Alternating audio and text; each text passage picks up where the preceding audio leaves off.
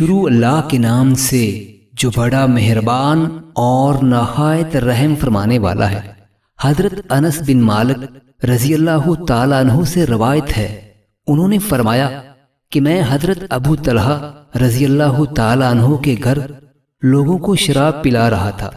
اس وقت لوگ کھجور کی شراب استعمال کرتے تھے۔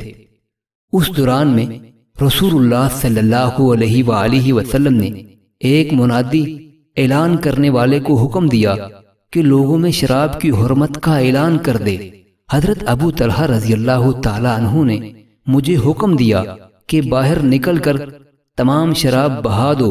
چنانچہ میں نے باہر نکل کر تمام شراب بہا دی تو وہ مدینہ کی گلیوں میں بہہ نکلی۔ کچھ لوگوں نے کہا کہ جو لوگ اس حال میں شہید ہوئے ہیں کہ شراب ان کے پیٹوں میں تھی، ان کا کیا حال ہوگا؟ تو اللہ تعالیٰ نے یہ آیت اتاری، جو لوگ ایمان لائے اور نیک عمل کیے وہ جو بھی کھا پی چکے ہیں ان پر کوئی گناہ نہیں۔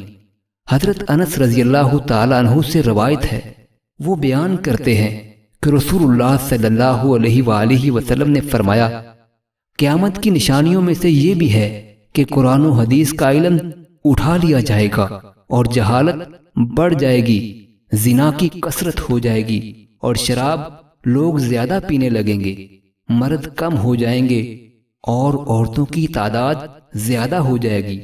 حالت یہ ہو جائے گی کہ 50 عورتوں کا سنبھالنے والا خبرگیر ایک مرد ہوگا۔